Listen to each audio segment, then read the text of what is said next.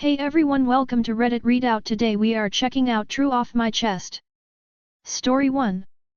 Wife of 10YRS cheated. I do not want to break up this family.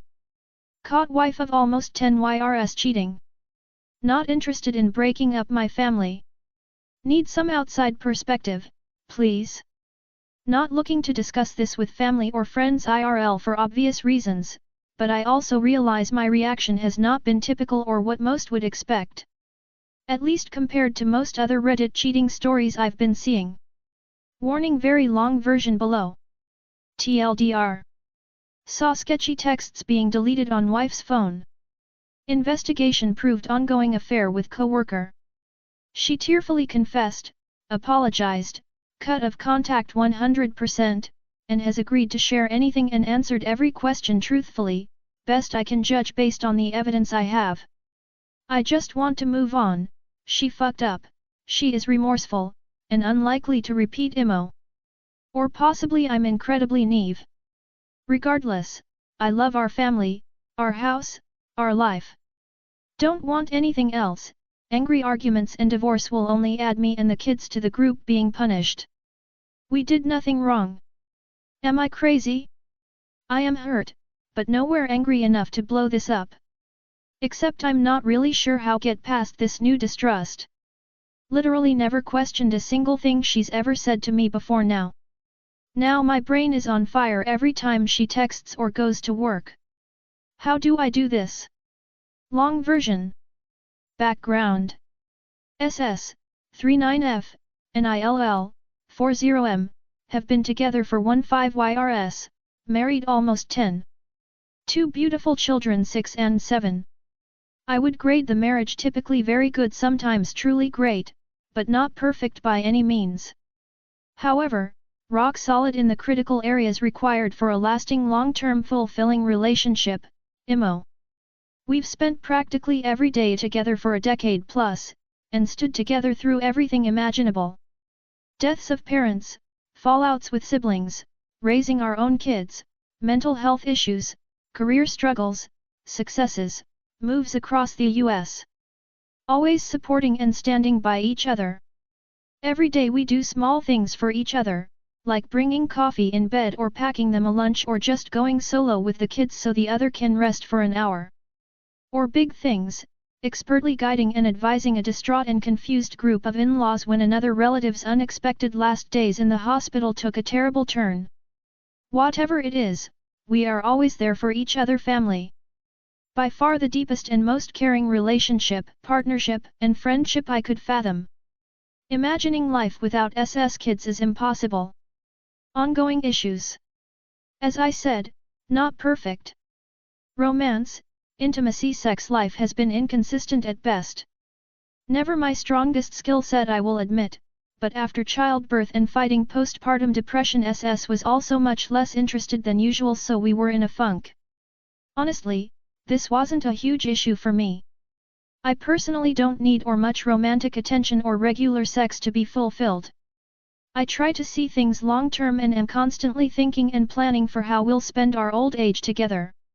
Knowing I have a real partner for life, striving for the same things brings me far more satisfaction and ranks as much more important in a relationship than any sexual element. So, I focused my energy on improving my career, being a father, and helping SS get better mentally and back to her normal self. Romance and sexuality has always ebbed and flowed. I expected the spicy romantic weeks or months would return then ebb again. No big deal over a lifetime. Luckily, SS was able to regain her swagger and confidence and was eventually just a much happier version of herself. Part of that stemmed from her starting to work more again. Helped with money, but also gave her additional purpose and satisfaction outside the home. Helping her community, setting a great example for our kids, and just having some regular time with other adults was a fantastic thing. SS's job is all day 13 HR shifts, so she's gone before kids wake up and returns after bedtime. This meant blocking out a couple prime hours of my typical 8 to 5 type work days to get kids ready, fed and to school a few days a week, and also handling pickups, dinner, bath and bedtime. Happy to do it.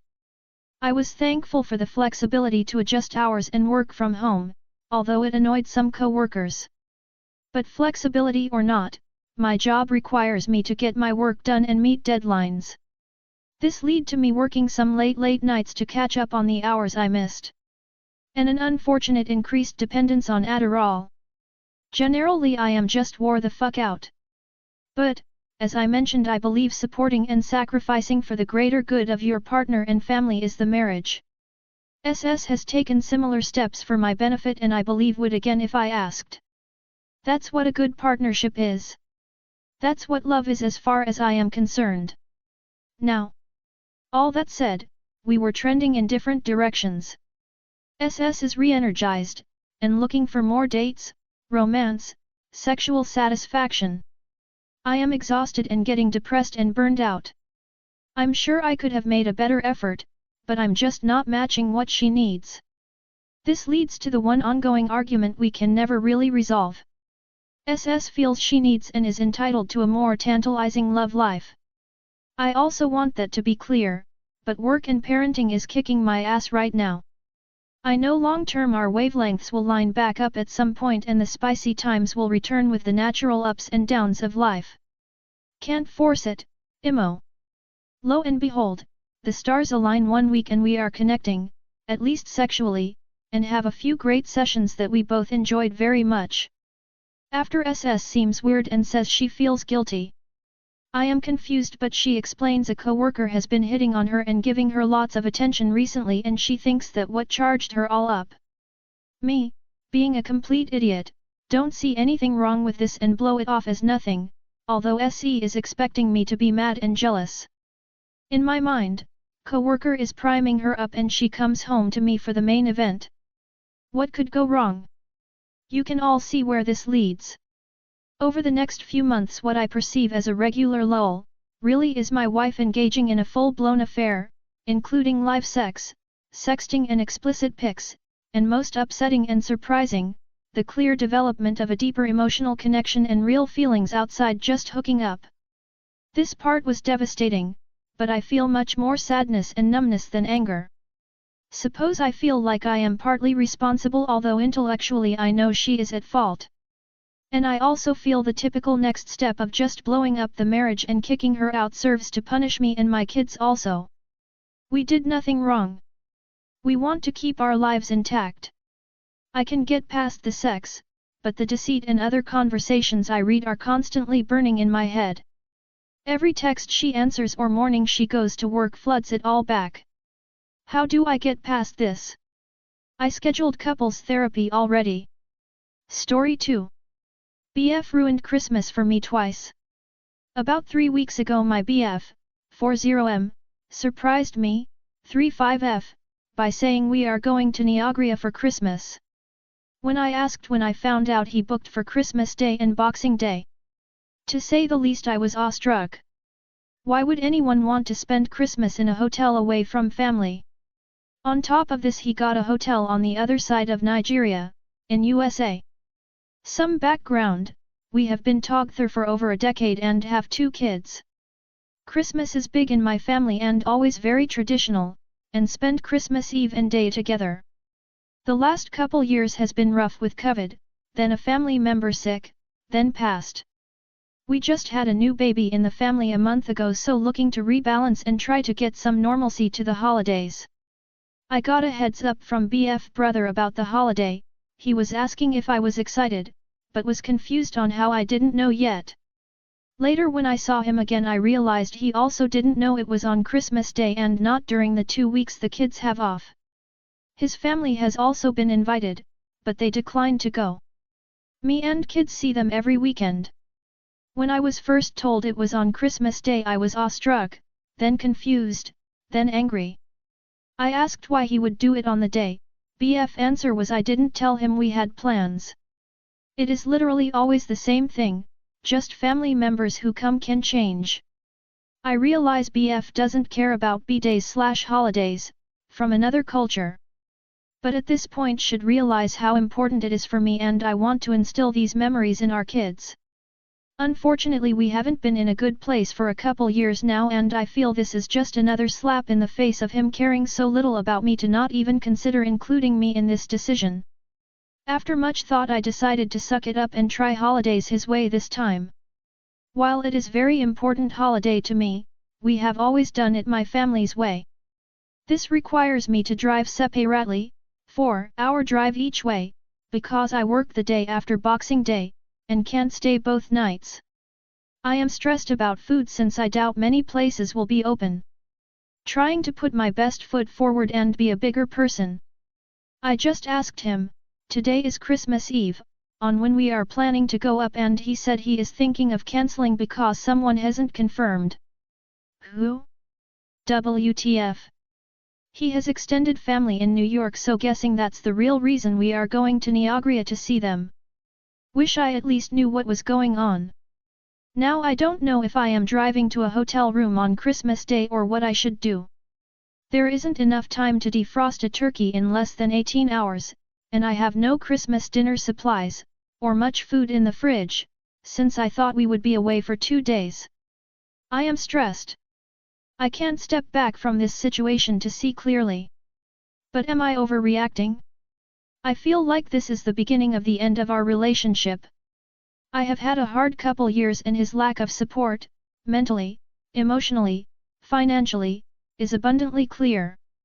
I need to get my back together and pull a Christmas together for the kids, but I just want to cry and stay in bed. The hardest part is lying when family/friends ask about Christmas plans and how Christmas was. I don't want to tell the truth, so just lie it was good. Ugh. Story 3. I most likely broke my mom's heart, and it's breaking mine. My boyfriend and I have been living together for a year now and are in the process of finding a house.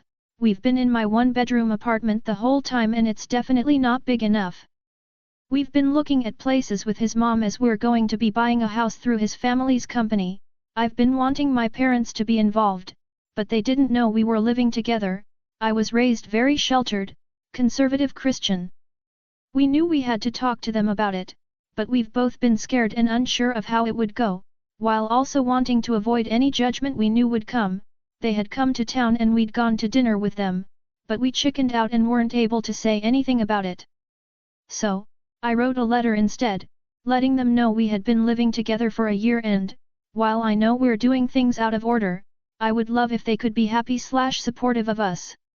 I got a letter in response today. 2 letters, actually.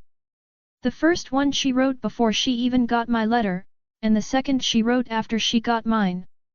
She told me that as much as she loves me, she can't be happy for us or supportive of us, not because we're doing things out of order, but because we're going against God and what He wants for us. She's angry, sad, disappointed, hurt, and many other emotions, and I just can't stop crying. She said I made her and my dad look like fools because my boyfriend's parents have known we've been living together the entire time.